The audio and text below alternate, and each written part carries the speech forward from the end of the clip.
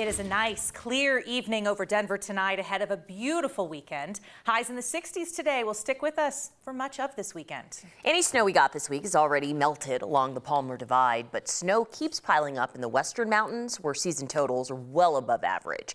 It's a different story in southern Colorado, where drought continues to intensify in the Arkansas River Basin. Unseasonably warm temperatures are drying things up and making them easy targets for fire. Here in the Denver area, firefighters from Denver and Aurora quickly contained two brush fires out near I-70 and Peña this afternoon. Fire investigators are still trying to figure out what caused that, but Aurora Fire says, please do not do anything that could cause a fire to spark this weekend. Folks may see some smoke coming from the Arapahoe National Forest this weekend, and that's because federal firefighters started a prescribed burn there today. It's a large-scale operation, coordination with the Forest Service, National Weather Service, and Mountain View Fire. Forsyth Canyon and Winninger Ridge will be closed during the ban. Now, the fire danger varies just depending on where you are in the state. But another thing local leaders are keeping an eye on in the mountains is the snowpack and how it plays a role. Risks. Generally speaking, snowpack values are well above average in parts of Colorado right now. This map proves that, but I don't really know how to read this, so I spoke to someone who does. We're kind of peaking out, and we're peaking out at near record levels in some cases. Becky Bollinger is the assistant state climatologist with the Colorado Climate Center at CSU. If you look specifically in the Yampa Basin to the northwest, or the San Juan Mountains in the southwest. Both of those have several different areas that are doing extremely well in terms of snowpack levels. She says that while that's good for drought and reservoirs, it also means the potential for more flooding issues, especially with the warmer temps on the horizon. Well, the more you're holding on to that snowpack, you're holding on to it into late May, early June. Now you're talking about really warm temperatures, the sun angle really high in the sky, which makes the melting rates much faster. It's why volunteers with the Salvation Army in Montezuma County spent Friday filling 1,200 sandbags for folks in the town of Dolores that want to prepare before it melts. We have a lot of snow. The current reading is at 182% of our normal snowpack. Vicki Schaefer is the county's public information coordinator. It's a blessing because we are in a drought and we really needed the moisture to help fill up the lakes around here. But it also could cause problems depending on how fast it melts. Meanwhile, warmer temps statewide look different for the Denver metro, with the risk of wildfires. And we still have the stuff that's dead out there.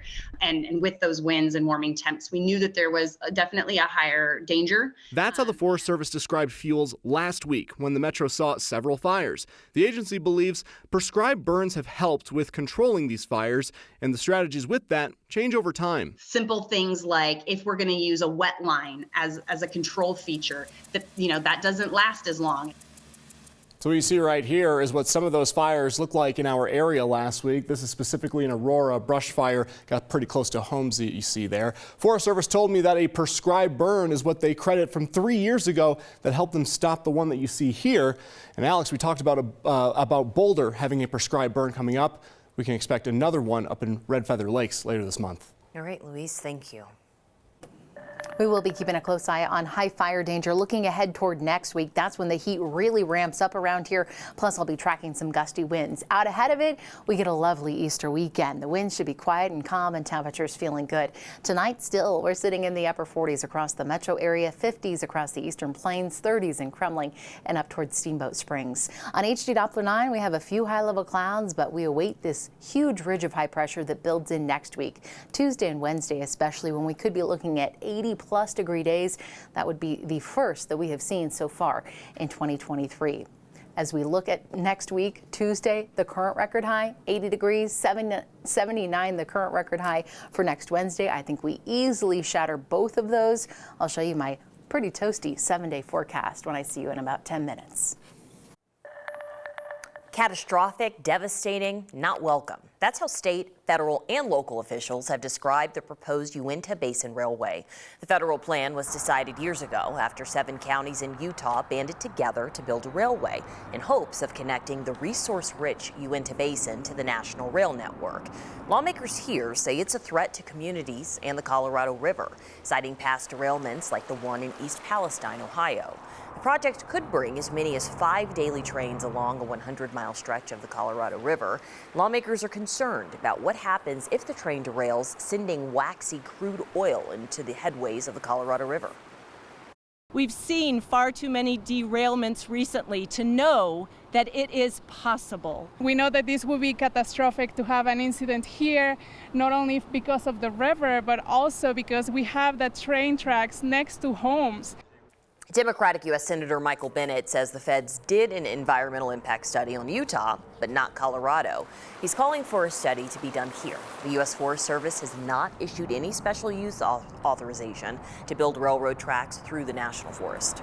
A man accused of killing his estranged wife and her friend 2 years ago admitted today he did it. Matthew Madden pleaded guilty to 2 counts of second-degree murder.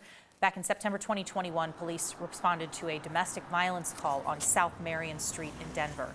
Catherine Pivoda and Jennifer Gelvin were both found stabbed to death, and police found Madden covered in blood and holding a knife, according to court documents.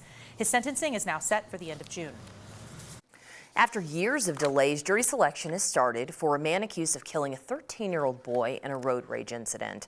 In June 2018, Megan Bigelow was driving her 3 sons to a dentist appointment.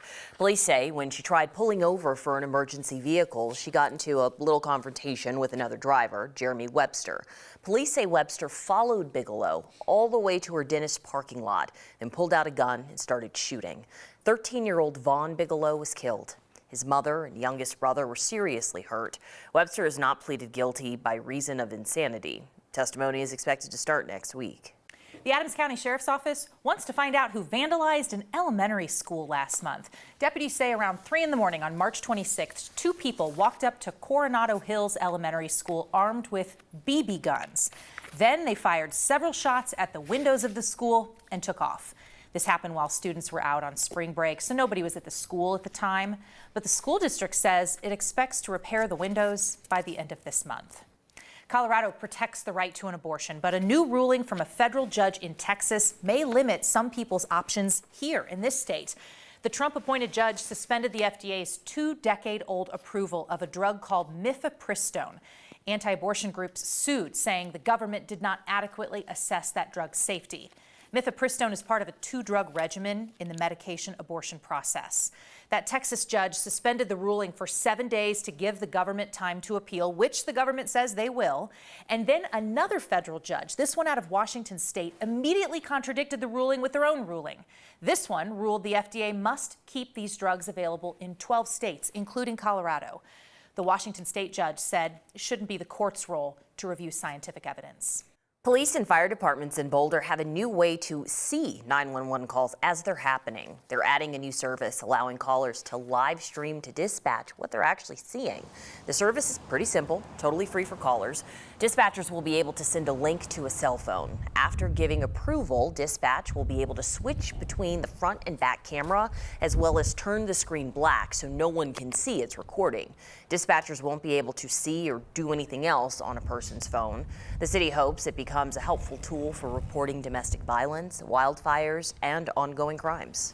For the next few months, people in Boulder can attend mental health trainings for free. Think of this like a public CPR class, but for your mental health.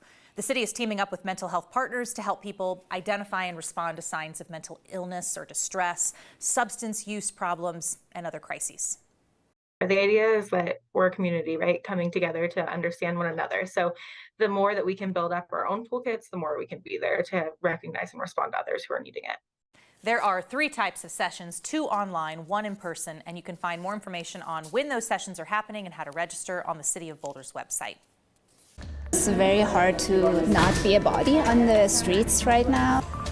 They cannot protest for women in their home country, so they're hoping that you can lend your voice through art.